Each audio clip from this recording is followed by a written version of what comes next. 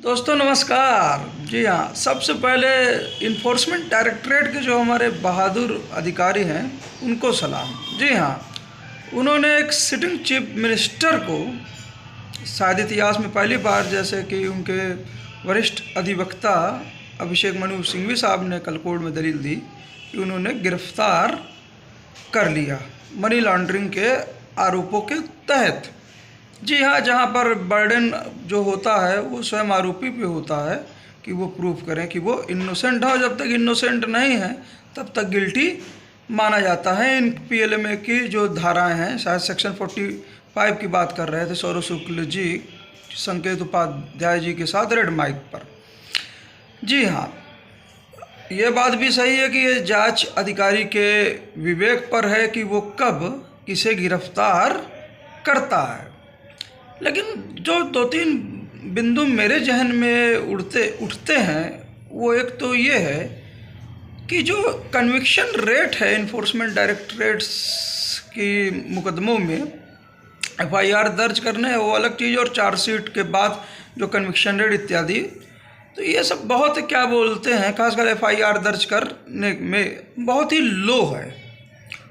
Plus दूसरा जो एक चीज़ है कि दूसरा जो पॉइंट उभर के सामने आता है कि भाई नौ सम्मन लगातार भेजे गए, सब कुछ भेजे गए, तो उनको अरविंद केजरीवाल जी को जी के पहले सम्मन पे ही जवाब देना था या हाजिर होना था, जो भी थी, या शायद वो दे भी रहे हों या किसी और प्रक्रिया या कोर्ट के सामने चैलेंज भी कर रहे हों, सब कुछ है, ये सब ठीक है। लेकिन जब आचार संहिता लग गई है तो इस दौरान ऐसा इधर क्या उनको इन्फोर्समेंट डायरेक्टरेट को एकदम नया मिल गया कि उन्होंने इस आचार संहिता के दौरान एक सिटिंग चीफ मिनिस्टर को,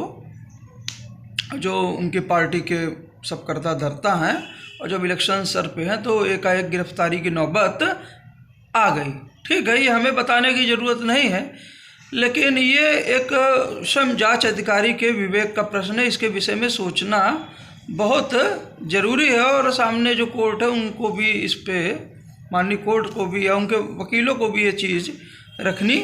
चाहिए। जो तीसरा प्रश्न आता है कि एक जो अप्रूवर की बात उठ रही है, जिस अप्रूवर के सहारे सारा ये केस चल रहा है, शायद शरद सिंह रेड्डी जी का है, जो अरबिंदो फार्मा जी का वो है, तो उनका जो भी अब इलेक्टोरल बॉन्ड्स के जो डाटा कल प्रशांत भूषण वरिष्ठ अधिवक्ता जो उन्होंने प्रेस कॉन्फ्रेंस की और वहाँ पे जो बोला गया और जो रिपोर्ट्स आ रही है सत्यनिधि के माध्यम से, कि वो अप्रूवर साहब भी क्या बोलते हैं, कहीं ना कहीं जब उनको पहले सबसे पहले पिन पॉइंट किया गया था ईडी के द्वारा, तो फिर चंदा गया बीजेपी को 5 करोड़ शायद इत्यादि की, फिर बेल इत्यादि मेडिकल ग्राउंड पे, फिर बाद में भी चंदा, और वही अप्रूवर भी हैं क्या बोलते हैं लिक्वर केस में। तो इस विषय में भी ईडी को जांच देखनी चाहिए। अब तो डाटा सार्वजनिक हैं, और ऐसे और भी बहुत से केसेस शायद आ रहे हैं मीडिया रिपोर्ट्स में कि यहाँ पर क्विड प्रो क्वो जैसी सिचुएशंस दिखती है, चंदा इत्यादि, चंदा के बदले बिजनेस इत्यादि। जांच फिर रुक गई, चंदा मिल गया या चंदे के बाद टेंडर हो गया। तो अब ये ईडी के जांच अधिकारियों के विवेक पे है कि वो अब कितनी तेज़ी से कार्रवाई इन संबंधित केसेस में करते हैं। करनी भी चाहिए देश हित में, उनको थोड़ा भी घबराना भी नहीं चाहिए, भले ही वो पार्टी कोई भी हो या सत्तासीन दल से रिलेटेड हो। और जब डाटा सार्वजनिक होने के बाद सबसे अहम प्रश्न ये उठता है कि इन्फोर्समेंट डायरेक्टरेट जो है अपने ज़्यादातर केसेस 95% के ऊपर केसेस जो भी है वो जो दर्ज कर रही है, वो विपक्ष और के खिलाफ ही वो दर्ज कर रही है, अपने जो सत्तासीन दल है बीजेपी उसके खिलाफ नहीं कर रही है। अब जब बॉन्ड डाटा जो चीफ जस्टिस साहब की बेंच द्वारा जो ऐतिहासिक कदम उठाया गया, जो बॉन्ड के जो डाटा आ रहे हैं, इलेक्टोरल बॉन्ड के डाटा, किसने किसको दिए, और पूरा मुकदमा जो कहीं ना कहीं स्वयं चीफ जस्टिस साहब ने जो एक महसूस किया था कि किक बैक और क्विड प्रो क्वो का हो सकता है और जनता को जानने का हक है, और उसी जानने के हक के दौरान ये सब अब जनता पूछ रही है कि वास्तव में क्यों नहीं सत्तासीन दल पे भी या पॉलिटिकल पार्टी बीजेपी के नाते वहाँ पे भी ये मुकदमे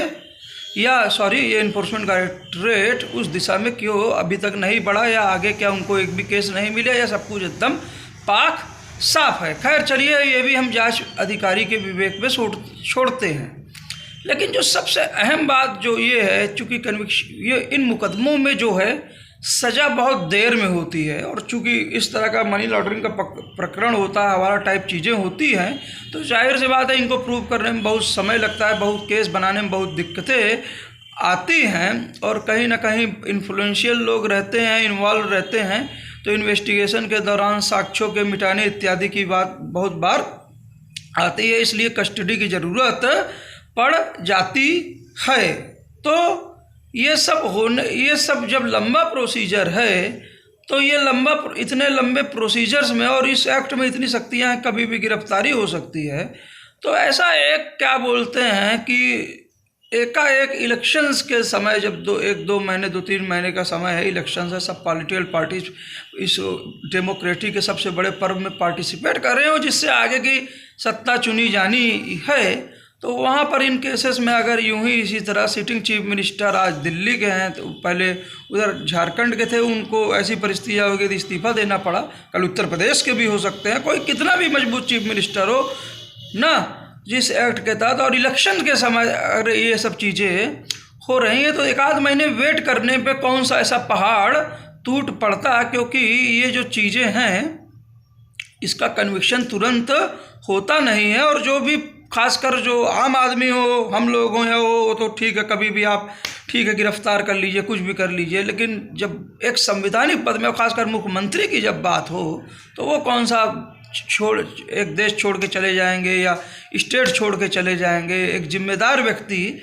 कितना क्या बोलते हैं रडार से चला जाएगा, ये सोचने की बात है। कहीं ना कहीं जो वरिष्ठ अधिवक्ता अभिषेक मनु सिंघवी साहब और स्वयं कपिल सिब्बल साहब ने इलेक्टोरल बॉन्ड की सुनवाई के दौरान बोला था कि ये जो लेवल प्लेइंग फील्ड डिस्टर्ब होती है, चाहे वो इलेक्टोरल बॉन्ड का हो, चाहे इन्फोर्समेंट डायरेक्टरेट जो कम से कम यहाँ पर इलेक्शंस के दौरान, राजस्थान इलेक्शंस के दौरान भी जब हो रहा था, असेंबली इलेक्शंस के दौरान, तो उस दौरान भी इन्फोर्समेंट डायरेक्टरेट एक्टिव हो गया था, छत्तीसगढ़ इलेक्शंस के दौरान भी एक्टिव हो गया था, प्रेस कॉन्फ्रेंस भी हो रही थी, और जैसे ही इलेक्शन बीता सब कुछ ठंडा पड़ता दिखता है। तो ये भी पैटर्न समझने की ज़रूरत है, और स्वयं जांच अधिकारी को अपने विवेक में ये भी सोचने की ज़रूरत है कि इलेक्टोरल प्रोसेस में लेवल प्लेइंग फील्ड डिस्टर्ब ना हो, ये भी उसको देखना। खैर ये तो जिम्मेदारी वास्तव में चुनाव आयोग को देखने की बात है, और सबसे सारी जो पावर का जो सोर्स है वो इलेक्शंस है, और इलेक्शंस पे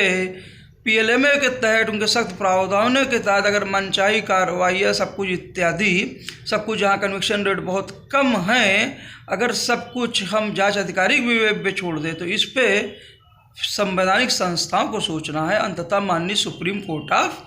इंडिया को सोचना है। निसंदेह मैं किसी पे शक नहीं कर रहा, फिर से इन्फोर्समेंट डायरेक्टरेट के उनके बहादुर अफसर्स को बधाई देता हूं कि वो भ्रष्टाचार के खिलाफ बड़े मजबूती से लड़ रहे हैं, लेकिन लेवल प्लेइंग फील्ड जो डेमोक्रेसी की है उसको 2-3 महीने में, या इस समय जब आचार संहिता लगी है, तो वहाँ संयम बरतने की आवश्यकता है, और इस चीज़ का देखने की जिम्मेवारी संवैधानिक संस्थाओं खासकर चुनाव आयोग और अंततः माननीय सुप्रीम कोर्ट को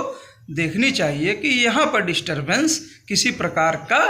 ना हो। उम्मीद है ये एपिसोड आप लोगों को पसंद आया, और जो भी इन्फोर्समेंट एक्सेट से ये भी रिक्वेस्ट है कि सारे पॉलिटिकल पार्टी से पूरी लिंक देखते हुए, कोई कितना पावरफुल पद पे कोई भी हो, तो सारी इन्वेस्टिगेशन सबको कवर करनी चाहिए, ऐसा ना हो कि केवल विपक्ष ही दिखता रहे। उम्मीद है ये एपिसोड आप लोगों को पसंद आया होगा। मैं हूँ मनीष जायसवाल, आरकन्या चौराहे, मुट्ठीगंज से, इलाहाबाद से, प्रयागराज से। जय हिंद, जय भारत। Thank you sir.